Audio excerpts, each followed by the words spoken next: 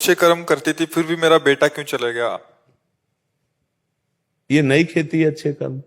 पुरानी खेती जो आपने की उसका फल है। तो इस जन्म के अच्छे कर्म का इस जन्म में कुछ भी फल लेंगे। इस जन्म में अगर सही ढंग से अच्छे कर्म हुए होते तो पहली बात तो शोक नहीं होता, और दूसरी काम बात कि कुछ ना कुछ अच्छे कर्म हुए तभी आप यहाँ बैठी हो और आपको समझाने को मिल रहा है और आपको भगवत मार्ग मिल रहा है। 1.5 साल से सत्संग सुन रहे हो। नहीं, ऐसे दुख होते हैं कि वो तो गया, अपने आप को भी नष्ट करने की भावना बन जाती है। नहीं बन जाती तो हाँ, तो पुण्य ने तुम्हें बचाया कि सत्संग मिला और सत्संग ने तुम्हें परमार्थ में चलाया, तो आज तुम्हारी हिम्मत है कि तुम सह सकी। नहीं तो आप कह रहे हो ना बन गई थी, तो वही बन जाती। तो सत्कर्म अभी इस कोटि का नहीं हुआ था।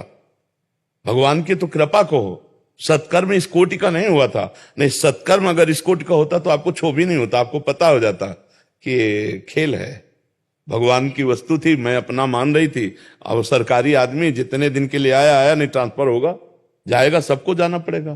तो अब ये भगवान की कृपा को कि जो कुछ बना उसका फल मिला साधु संग, और साधु संग से आप संभल गए।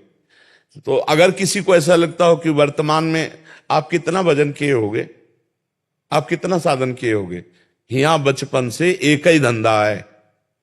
आज तो हम समाज से भी मिल रहे हैं। जब हमारी यौवन अवस्था थी अवधूत स्वरूप में रहे, कभी किसी गांव नहीं गए, कभी किसी रसोई में बैठ के भोजन, कभी किसी छत के नीचे पंखा में नहीं सोए, कभी नहीं।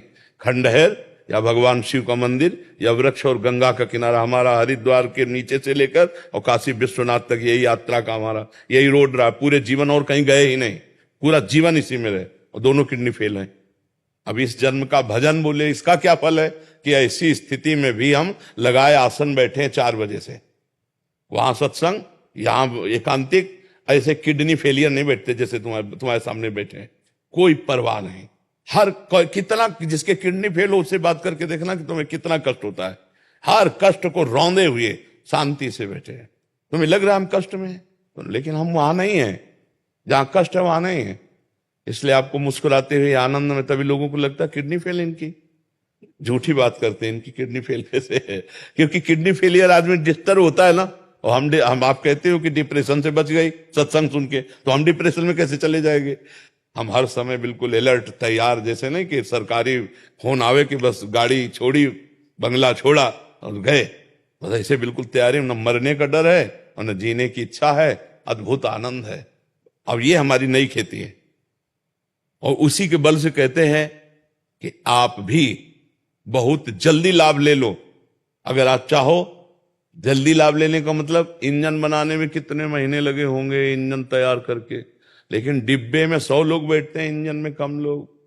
तो हम लोग डिब्बा हैं, इंजन है आचार्य गुरु। बैठ जाओ, हमारी बात मान लो, फटाफट निकल चलो, भगवान की कृपा से इस माया जाल से मुक्त हो जाओ, नाम जप करो, भगवान आश्रित हो जाओ, भगवान संभाल लेंगे। बहुत परमानंद है, सच्ची कहते हैं।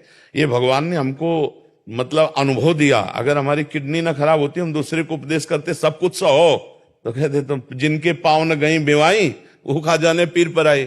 लेकिन यार रात दिन कष्ट को सहते हुए आपकी सेवा में, पर हर स्थिति में एक आनंद। तो वो अज्ञान के कारण जो दुख होता है वो भजन से नष्ट होता है। इसलिए भजन करो और धैर्यवान रहो। यहां कुछ कोई किसी का नहीं है, न तुम्हारा शरीर तुम्हारा है, फिर और कौन हो सकता है तुम्हारा? ये केवल अभी वर्तमान में आप देख लो, आंख मुंदी, कोई नहीं, कोई नहीं। दुनिया में लाखों का मेला जुड़ा, हंसा जब जब उड़ा तो अकेला उड़ा। इसलिए निकलो, इस शरीर राग से निकलो, नाम जप करो। न तुम स्त्री हो न पुरुष हो, सच्चिदानंद भगवान के अंश हो, अपने को भूल गए हो, इसीलिए दुखी सुखी हो रहे हो। नहीं तो परमानंद में स्वरूप है, परमानंद में।